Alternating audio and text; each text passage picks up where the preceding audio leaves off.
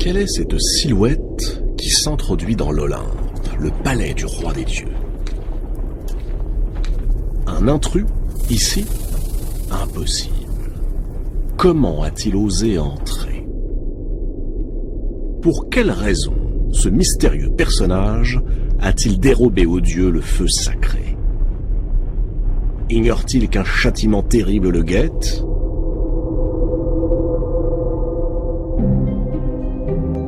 Tout a commencé il y a bien longtemps. Souvenez-vous. Au début des temps était le chaos. Puis vint Gaïa, la terre-mère. Gaïa enfanta Ouranos, le ciel, puis s'unit à lui. Et de leur étreinte naquirent les titans, les cyclopes et les hécatonchires. Parmi les titans se trouve Japet. Japet s'est choisi une épouse, Clymène. Ensemble, ils ont 4 enfants. Atlas, Ménoétios, Épiméthée et celui qui est au cœur de cette histoire, Prométhée. À la différence de son frère Épiméthée, dont le nom signifie celui qui réfléchit après coup, Prométhée est le prévoyant, celui qui pressent les événements avant qu'ils ne surviennent. Cette qualité rare va lui être d'une grande utilité.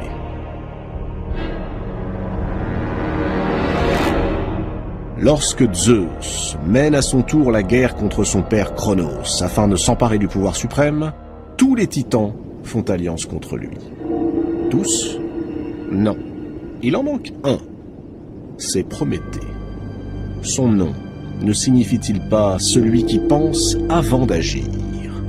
Prométhée a prévu que c'est Zeus qui sortirait vainqueur de ce conflit.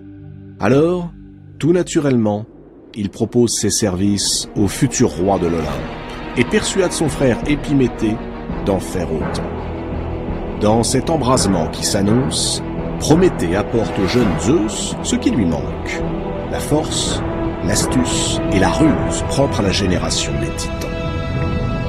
La terrible guerre commence. La titanomachie. Comme Prométhée l'avait pressenti, Zeus l'emporte. Et le monde entre dans une période apaisée. Fini les combats, les prouesses et les actions d'éclat. Désormais, les jours succèdent aux jours et se ressemblent. Et dans ce calme trop parfait, les dieux commencent à s'ennuyer. Plus de guerre. Personne à rendre heureux ni à faire souffrir. Rien. Alors, lassé, Zeus se tourne vers son fils Héphaïstos, le dieu des forges, celui qui façonne les armes et les attributs des divinités de l'Olympe. Il lui demande de fabriquer autre chose que tous ces objets stériles, quelque chose d'exceptionnel, d'unique, quelque chose qui pourrait distraire les dieux. Héphaïstos réfléchit. Exceptionnel, unique, facile à dire, mais quoi? Héphaïstos médite longuement, et il lui vient une idée. Il convoque dans son atelier les 12 grands dieux qui résident sur l'Olympe, et leur explique ce qu'il attend d'eux. Mélanger la terre et le feu, ainsi que toutes les substances susceptibles de se combiner. Avec ces éléments primordiaux, ils façonneront des êtres vivants. Certains auront des nageoires, des pattes, des carapaces. On les appellera les animaux. D'autres seront exactement à l'image des dieux. On les appellera les hommes. Et il n'y aura que des mâles. Voilà qui peut rompre l'ennui des dieux.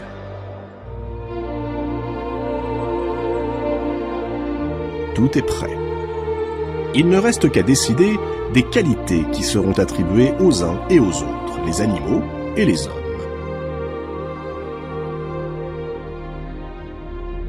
Zeus charge les deux titans, Prométhée et Épiméthée, d'accomplir cette tâche. Épiméthée est plein d'enthousiasme.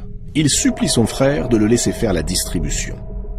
Prométhée, pourtant connu pour sa prévoyance, a la faiblesse d'accepter. Épiméthée se met à l'œuvre.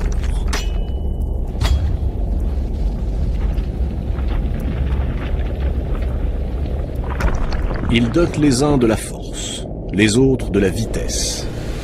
Il offre à certains de longs poils qui les protégeront des intempéries, chausse les autres de sabots, attribue encore à d'autres un cuir massif. Une fois son travail accompli, il se redresse et se frotte les mains. Mais, et les hommes? Dans son empressement, Épiméthée a complètement oublié les hommes.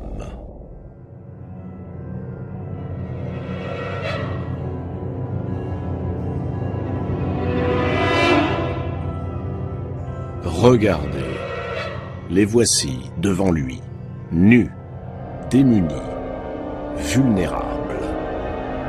Le pire, c'est que, ayant dilapidé toutes les ressources accordées par Zeus, Épiméthée n'a plus aucun moyen de réparer son étourderie. Prométhée décide alors d'aller trouver Zeus. Il lui demande une faveur, que l'on donne aux hommes le moyen de se protéger des bêtes féroces. Et pourquoi pas, le moyen de faire cuire leur nourriture. Qu'on leur offre le feu. Zeus accepte. Il frappe le sol de sa foudre et le feu enflamme la cime des arbres. Les hommes n'auront plus qu'à grimper pour le recueillir.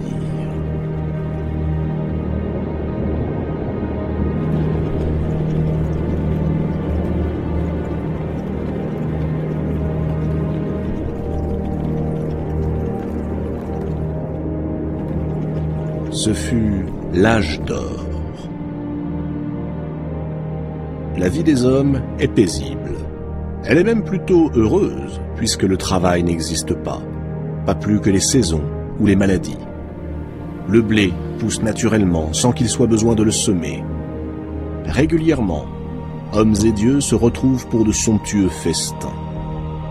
L'existence s'écoule sans le moindre souci.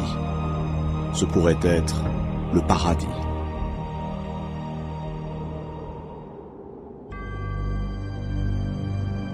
Une seule chose sépare les humains des dieux, l'immortalité.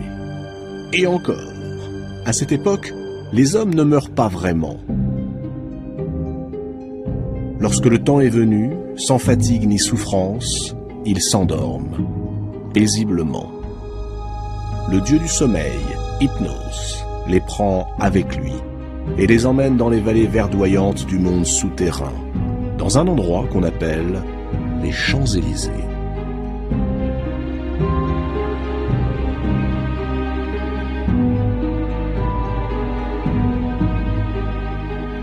Mais voilà qu'un jour, Zeus est lassé de partager sa vie avec les humains sur un pied d'égalité, de se retrouver assis à la même table qu'eux, de les voir participer aux mêmes assemblées. Il est temps, songe-t-il, d'attribuer aux hommes une place précise dans l'univers. Il est temps de mettre un peu d'ordre dans tout ça. Zeus au sommet, les dieux un cran en dessous, et les hommes tout en bas.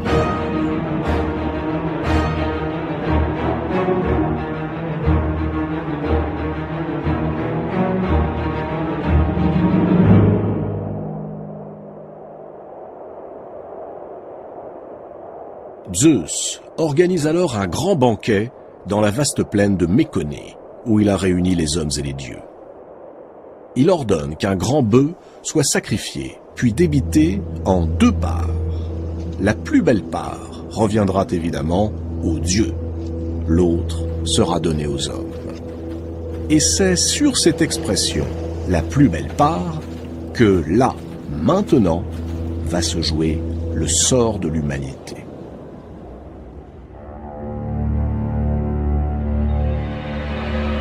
Tous les dieux approuvent la décision de Zeus, sauf Prométhée.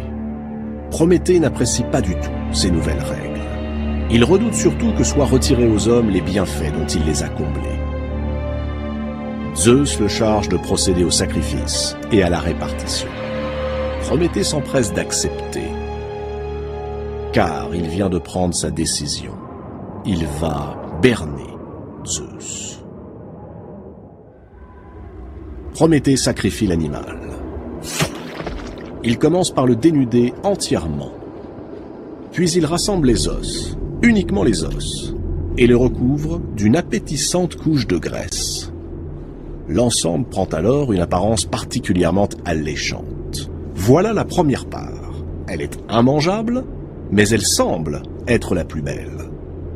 Ensuite, Prométhée récupère les viandes, tout ce qui est bon et comestible, mais il les dissimule sous un amoncellement d'os et de peau visqueuse. Cette seconde part a l'air repoussante. Prométhée présente les deux parts à Zeus. Suivant le choix de ce dernier, se dessinera la frontière entre les hommes et les dieux. Zeus choisit évidemment la part qui lui semble la plus attrayante, celle que Prométhée a recouverte de graisse appétissante. Mais lorsqu'il découvre qu'elle ne contient que des os blancs immangeables, il laisse éclater sa fureur. Puisque c'est ainsi, ce sont les hommes, les protégés de ce roublard de Prométhée, qui vont payer.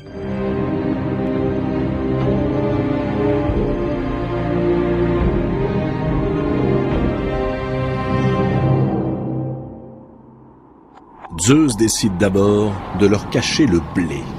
Ce blé qui jusqu'à présent poussait naturellement sans qu'on eût besoin de labourer ou de semer.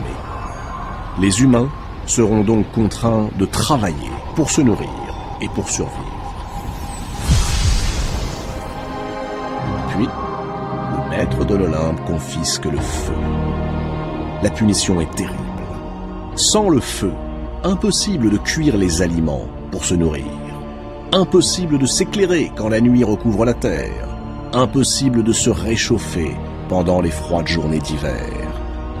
Impossible également de se défendre contre les bêtes féroces. Prométhée se précipite chez Athéna. Athéna est la grande déesse olympienne. C'est aussi la fille de Zeus. Elle aime bien Prométhée. Auprès d'elle, il plaide la cause des hommes, châtiés pour une faute qu'ils n'ont pas commise. La déesse est émue par Prométhée. Et c'est sans doute pourquoi, lorsque celui-ci la supplie de le faire entrer secrètement dans l'Olympe, elle accepte.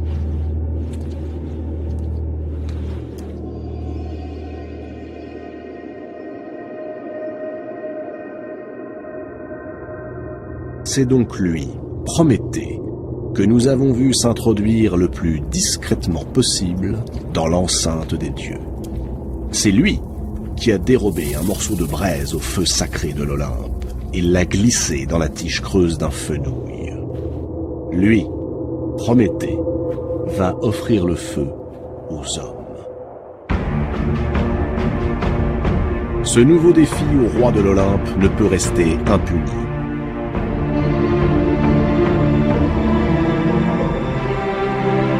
Zeus va châtier Prométhée.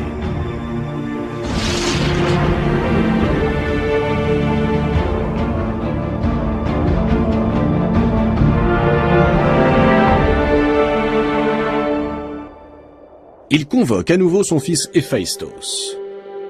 Héphaïstos et les dieux n'avaient créé que des mâles. Zeus lui intime l'ordre de forger une femme. Une femme en argile. Une femme à l'image des déesses. Il faut qu'elle soit non seulement magnifique, époustouflante de beauté, mais dotée de toutes les qualités. Aphrodite lui confère la grâce.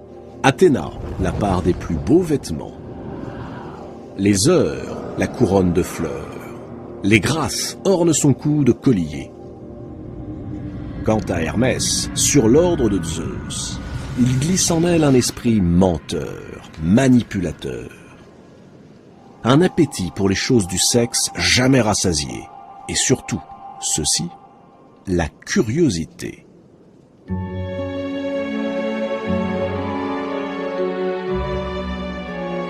On lui donne le nom de Pandore. Pandore, ce qui signifie don de tous les dieux. La fatale merveille est maintenant prête. D'un souffle, Zeus lui donne la vie. Pandore est bien la première femme, l'ancêtre de toutes les femmes.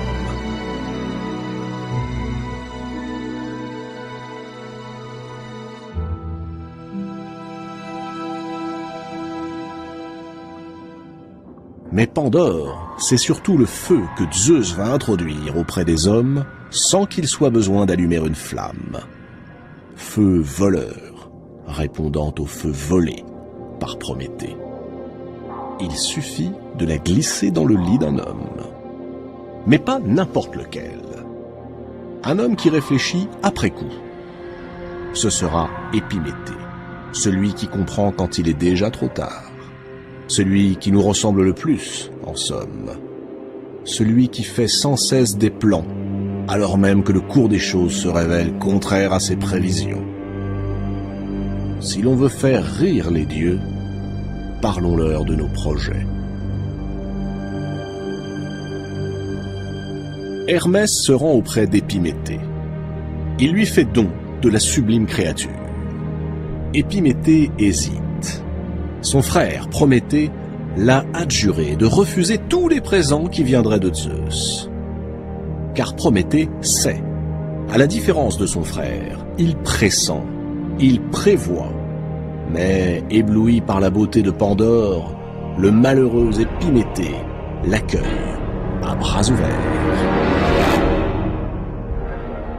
Détail des plus importants.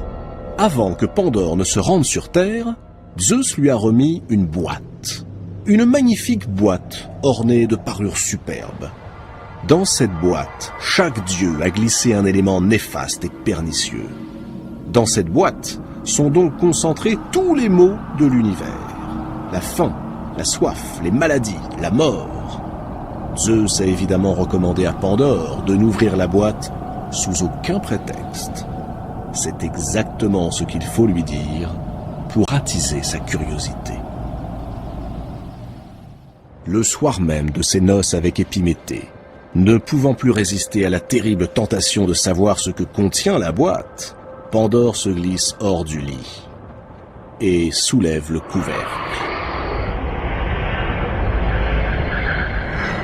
Aussitôt jaillissent tous les malheurs, toutes les misères du monde, tout ce qui affligera la vie des humains jusqu'à la fin des temps. Et Zeus a rendu ces mots invisibles, silencieux, de sorte qu'ils puissent frapper les hommes à l'improviste et que ces derniers n'aient pas le temps de trouver la parade.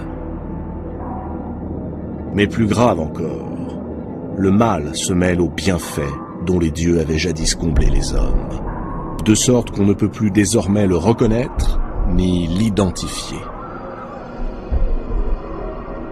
Épouvanté, Pandore referme aussitôt le couvercle de la boîte. Mais c'est trop tard. Prométhée avait trompé Zeus en faisant l'apparence des choses contraires à leur intérieur. Les os blancs masqués par la graisse, le vol du feu caché dans la tige d'un fenouil. Eh bien Pandore est la réponse du roi des dieux à cette inversion des choses. Il a caché, sous l'allure magnifique de Pandore, les pires fléaux.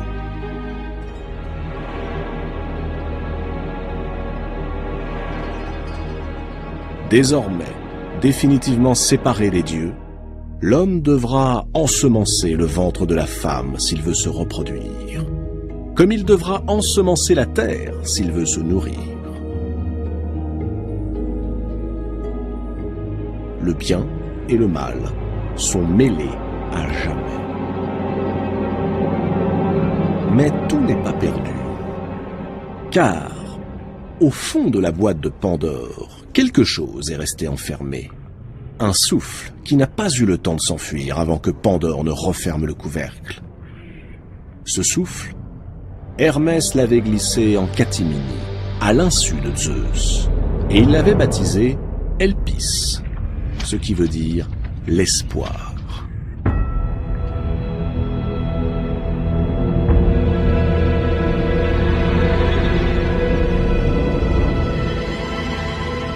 Ainsi, dans les pires tragédies, les humains continueront-ils de croire et d'espérer.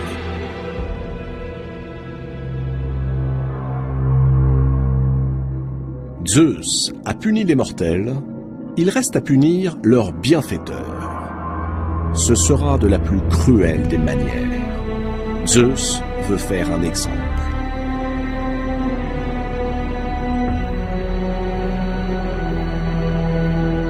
Il fait enchaîner Prométhée à un rocher, quelque part sur un sommet du Caucase, entre la mer Noire et la mer Caspienne. Il ordonne ensuite à un aigle de lui dévorer le foie. Le foie, symbole de ce morceau de choix que Prométhée avait voulu pour les hommes.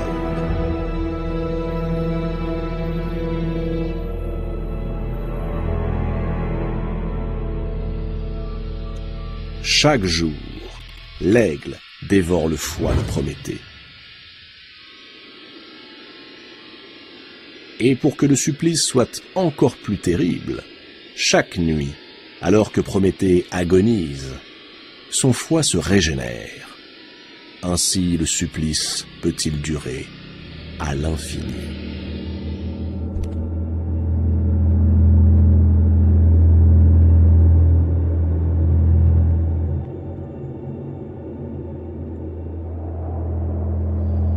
Prométhée accepte la sentence de Zeus. Au lieu de geindre, au lieu de se plaindre, il continue de défier son bourreau.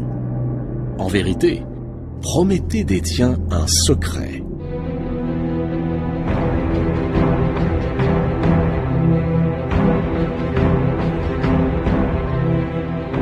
Un secret redoutable et qui concerne l'avenir même de Zeus. Zeus le sait. C'est aussi la raison pour laquelle il ne le fait pas tuer par son aigle. Il espère que Prométhée finira par céder et lui révélera ce secret. Mais Prométhée, enchaîné, reste silencieux.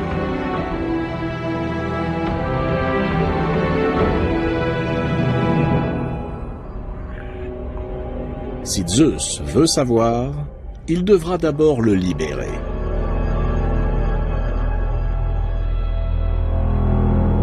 Des milliers d'années s'écoulent.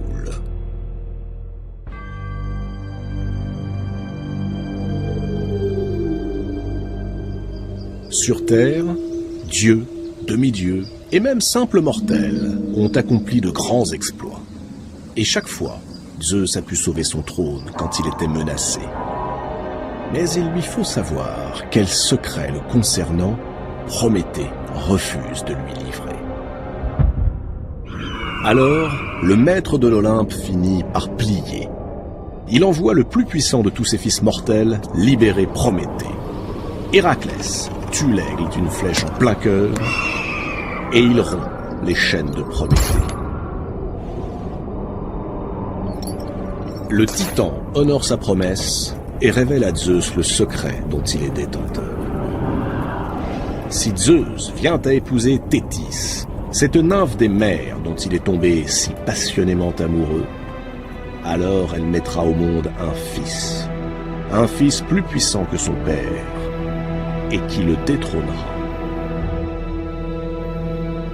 Zeus, aussitôt, met fin à son entreprise amoureuse, et impose à Thétis de s'unir avec un mortel. Prométhée est donc le dieu qui protégea les hommes. Il est aussi la figure du rebelle, du révolté, celui qui nous dit que la contestation du pouvoir est honorable, parfois même nécessaire. Mais il est aussi celui qui nous dit que décider de l'ordre en lui-même est une erreur. Dans sa grande prévoyance, Cette pensée avait échappé à Prométhée.